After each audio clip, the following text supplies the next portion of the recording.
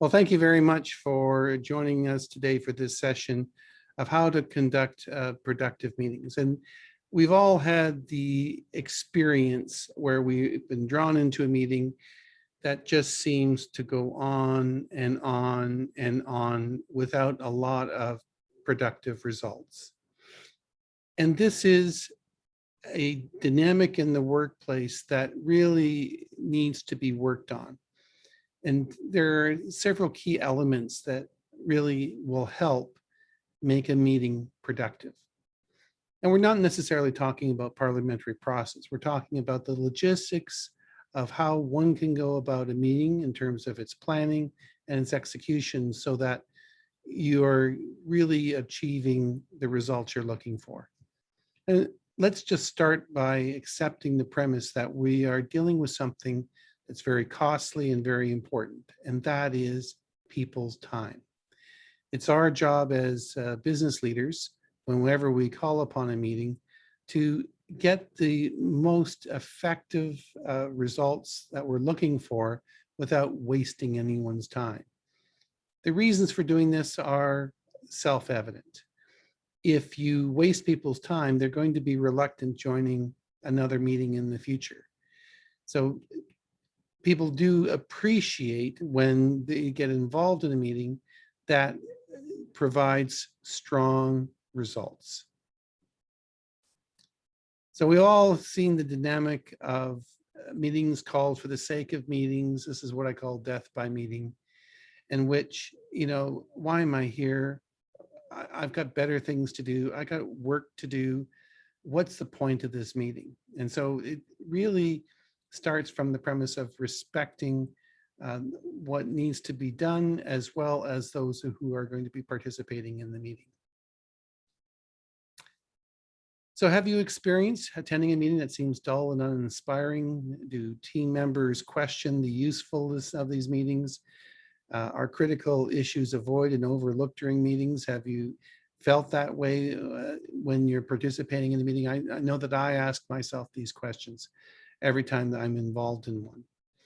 I'm not a big fan of meetings for the sake of meetings. I always challenge the leader as to what's going to be happening in the next meeting that's being planned, and how do we all prepare for it. So preparation is really a key element of having a productive meeting. A good meeting is like an iceberg. Three-quarters of the meeting happens before the meeting actually takes place, and 1/4 is really getting the job done and having theater. I once took a cooking course and I was astonished at how much time was dedicated to the preparation of the ingredients for what was being prepared. The actually cooking of the meal was actually very quick and at the end of the whole process.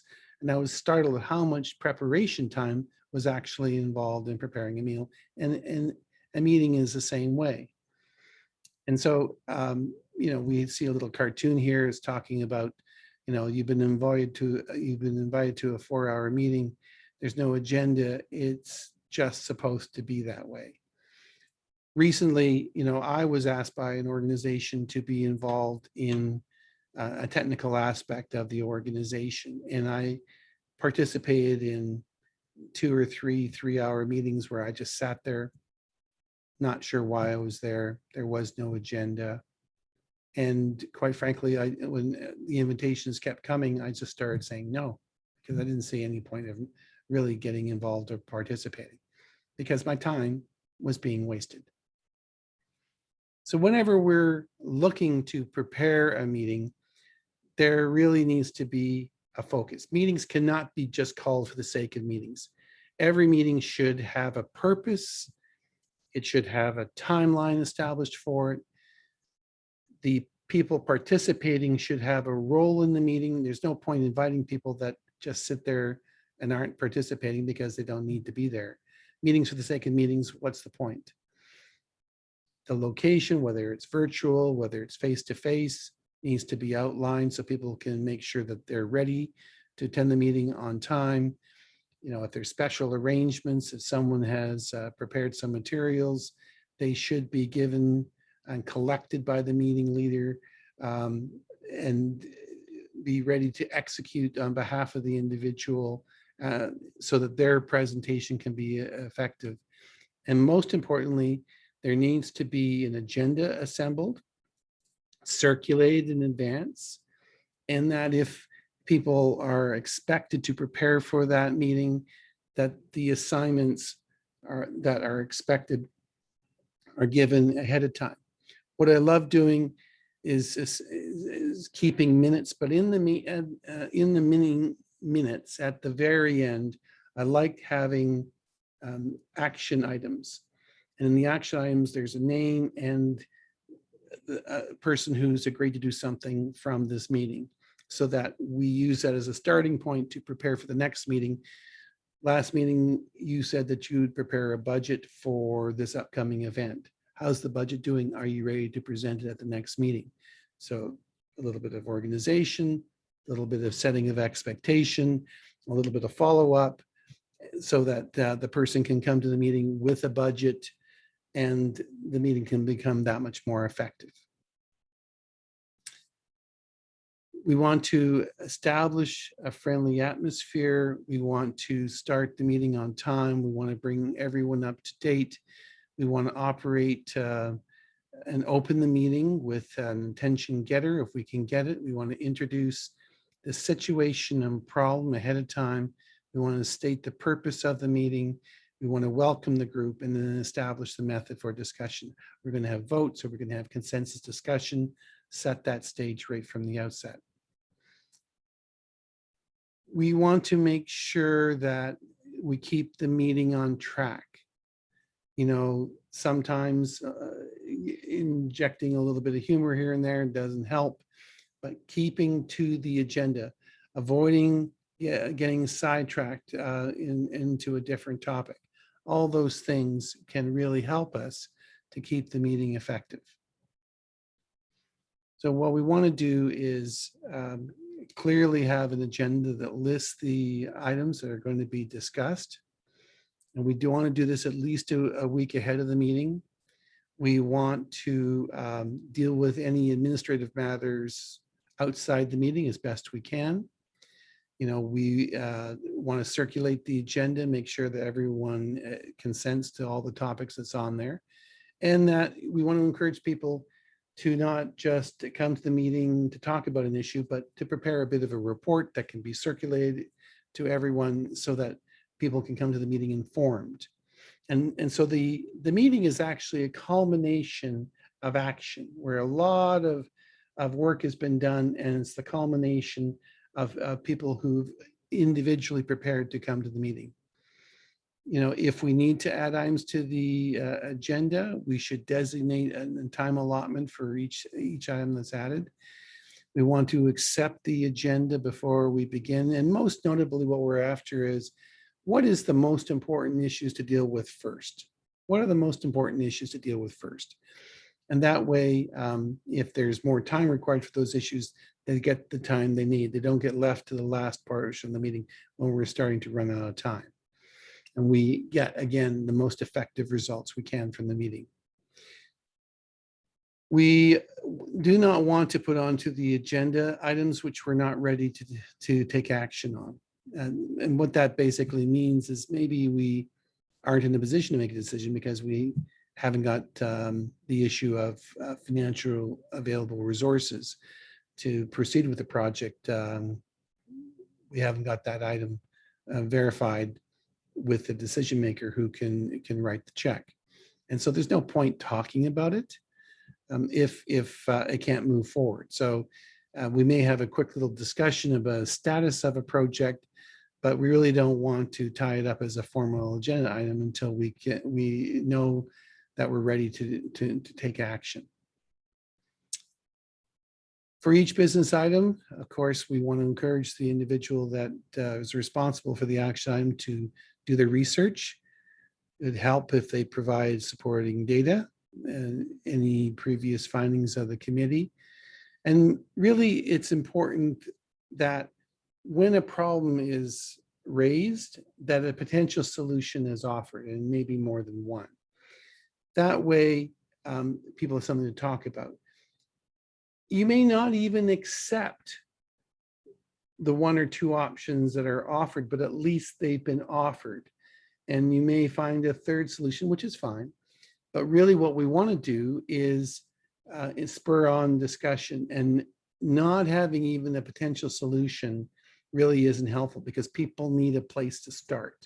So when you pose the problem, you also want to make sure there's a option to resolve it or a recommendation.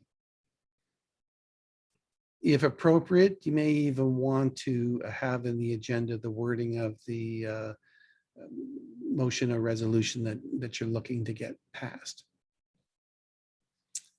Now, adding times to your agenda can be very, very useful. It's one way to control the length in which time is allocated to a particular item, that we don't get a minor item taking up a lot of time, because that's not an efficient use of everyone's time. If we've done our job right, the more important issues are first in the agenda. But sometimes you do get into a situation where extraneous discussion, where two people have two different viewpoints, and there's quickly recycling their own arguments because they don't want to give the other side a perceived advantage. It's really important that everyone's attention is drawn to the timing of the agenda. You know, we've talked about this for 10 minutes. This was an item on the agenda for 5 minutes. Are we ready to move on? And if we need a decision, then let's get the decision done. If we're not ready to make a decision, okay, let's refer this to the next meeting or a committee to study it and come back with a report. And so it's important to be aware of time, because we, you know, like a Toastmasters Club, we do have time slots, you know, as part of how we run our meetings, so that we have a fair sense that, you know, for the example, in our organization, we start at 10, the meeting's going to be finished at 11:30. That's managing time. And so there's no reason why you can't have the same dynamic in a business meeting. I'm a big believer in people providing a written report that's circulated ahead of time, and then at the meeting, 2 or 3 minutes is given to the person who prepared the report to just speak to it on an oral basis. So basically what they're doing is they're really summarizing the highlights of their report, and people understand the issue because they've been exposed to the information beforehand. If they have relevant questions, they can target on the relevant questions and really be in a position to take action on the item, whatever that is. Now, sometimes controversy does take place. You know, if you can anticipate that there's going to be controversy with an issue, which is not that hard to do. If you're organizing the agenda and you see something involving money, someone's going to spend money. Maybe we're above budget, maybe a budget hasn't been established for an item. You have a pretty good sense that if it's involving money, there may well be a little bit of controversy that's related to the money that's being expended.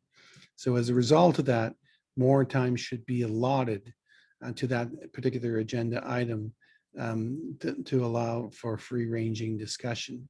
And as much information as possible should be circulated in advance. So we really don't spend the meeting in the fact-finding mode. We're spending more time in the meeting on the active discussion mode and the decision-making mode. You know, and if we don't have enough information, then table the item, and so that we can get more information, so that we can bring it back informed with all the pros and cons for the issue, all the supplemental information, so that we're in a position to make a decision. So whenever we call upon the meeting, once we have a preset agenda, you know, the normal course of action that I recommend people follow is the call to order, roll call of who's present, maybe an appointment of a recording secretary. In many cases, meetings are done now using video conferencing, which has the benefit of recording that meeting. You know, the first item of business is the adoption of the agenda. And this actually is probably the most important time in the meeting. Most people don't appreciate that. The adoption of the agenda is the most important time. It's an opportunity to change the order of priority of items. It's an opportunity to consider adding a new item, which I am not personally for. If it's a new item, people are not ready to talk about it because they didn't know it was coming. But there's nothing to stop a little preliminary discussion on a new item. So this is an opportunity. So one of the most important parts of the meeting is the adoption of the agenda. Once we're past that, then we follow the agenda. We want to make sure that if we plan future events, we get consent by consensus in terms of dates for the calendar. We then call upon individuals to give their reports. Reports have been circulated, and they just give a little quick oral report. And I'm a big believer, and you don't approve or disprove a report. No. Motion to receive. And motion to receive is we're just entering it in the record. We're attaching it to the minutes. We're not passing judgment on it. Just accepting the report. The report's been written by this individual. We're just putting it into the record. That's it. And that's a very efficient use of time, because what's the point in debating pro or against a report that's already been written? Like, the report's written. So we don't need to spend any time on that. We just receive the report, attach the minutes, and there we are. In terms of pending business, what this means is we may have had issues in the past that we've tabled. Now we bring them forward, and we may be in a position now to resolve them, make a decision on them. And then we're ready for discussion of new business. This is really a time to introduce new issues that we're not ready to decide upon today. And because we haven't researched it, we haven't prepared for it, but certainly we can discuss it and set the stage for the next meeting. What I like to do as the chair is to call for notice of motion. So the person asks that for the next meeting, this item be added to the agenda, notice of motion. We're not going to deal with it today, but we certainly can deal with it next meeting. Once we all have a better understanding what the issue is. It's a new issue. We can have some discussion today about it, but we are going to accept it as a notice of motion, and it'll be put on the agenda next meeting. And then once we're through it, time to adjourn. And some people will put a time stamp on the time the meeting is adjourned, and when that time comes, meeting is adjourned regardless of where we are. If you have a tight agenda and you've been holding to the agenda, you should be in a position to adjourn the meeting at that time. So in terms of the agenda, circulating it, please do this 5 days ahead of time, include supporting documents, proposed motions, which helps the recording secretary have a fighting chance to get an accurate reflection of the motion that's being asked for. I just shudder when I see complex motions being introduced. And some people will have a standing rule where if you introduce a complex motion, you need to write it down and pass it to the secretary as you're making the motion. I think that's a great idea, because then your motion can be accurately reflected in the minutes. Always nice to put the agenda, the mission statement of the organization on top of the agenda to remind everyone why we're here. Include and attach a name that, of a person responsible in some way, even if they just talk a little bit about what the issue is on the agenda item, so that we can focus on what that issue is and who's championing that issue. And then we want to record and keep track of action items at the end of the minutes of the meeting. So that if someone has introduced an item, but it requires more research, then an action item will be that they'll come back next meeting with a report on that issue. That will be circulated ahead of time so that we're ready to make a decision on it when it comes time. Role of the chairman is always that being the traffic cop, keeping an unbiased view of things, allowing people to have their say, the right of the minority to be heard, enforces the meeting plan as approved. So again, that second step, approving of the agenda, probably one of the most important times of the meeting. Once the agenda is set, the chair can effectively operate the meeting according to that agenda. It's important when there are people that are never speaking for the chair to every now and then poll them to get their views pulled out of them. I'm a great believer of that. There shouldn't be one or two people monopolizing the conversation. Everyone needs to offer their opinion, even if it's just to say, yeah, I agree with that. But at least they've had an opportunity to say something. And I encourage, when I see people that are, as I say, sitting in the weeds, I like to bring them out of the weeds and bring them into the discussion wherever I can, if I'm in the role of being the chairperson. Of course, the chairperson convenes the meeting, adjourns the meeting, and keeps the meeting on time. That is their role. So encouraging discussion is a key part of running a productive meeting, keeping it to the agenda. Of course, when we observe that some people are detached from the conversation, we need to bring them in. All that will help get the meeting operating on an efficient basis with everyone in agreement and getting the results that you're looking for. When it comes to recording the meeting, minutes should be succinct. They shouldn't be rambling. They should record action items. Yeah, I believe they should only reflect, who made a motion, who seconded the motion, was the motion carried. I don't believe in counts or any of that kind of stuff. Once the chair has declared a result, that's what goes in the record. Avoid recording insignificant comments or topics. No editorial opinions are needed.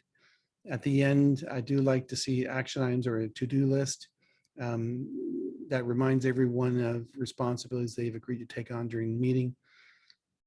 The minutes are circulated with the agenda, and it's appropriate to review the minutes because sometimes one person's interpretation isn't exactly the same as another. And of course, in every minutes, you set the date and time for the next planned meeting.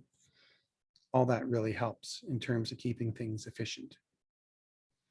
So 6 tips that I have for effective meetings. Don't meet unless there's meaningful results that can be accomplished. Set specific meeting objectives. Provide an agenda in advance. Assign responsibilities of individuals to be prepared to come to the meeting prepared to discuss their items. Don't be afraid to assign action items. If, for example, you need to have there's a clear need for a schedule of expenses. Let's just pick office supplies, that you go to the individual who's has access to that information so that they can prepare it for you. And you want to be constantly examining your meeting process. Has it worked? What went wrong? How can it be better? Always end your meetings on a positive note. Indicate the time to when things are to conclude. Review the issues that were discussed in the meeting briefly to remind everyone we did accomplish something today. Summarize the progress made. Emphasize agreements that have been made. Inform of developments and thank the group for their time and their presentation. Often I just don't see people doing this anymore, and I'm not sure why. Thank you for coming today. We really need your input and your help to make decisions today so that we can get some productive results. All that makes sense. So I just want to share with everyone that meetings should not be wasting anyone's time. We have a job to do as communicators. Our job is to make sure that we don't waste time, that we make the best, most efficient use of people's time, and just doing simple things like having preparation, having a good agenda, getting everyone's agreement what's on the agenda, following the agenda, making sure everyone is prepared to come to the meeting, making sure that everyone's voice is heard. All these elements come together to provide a productive meeting.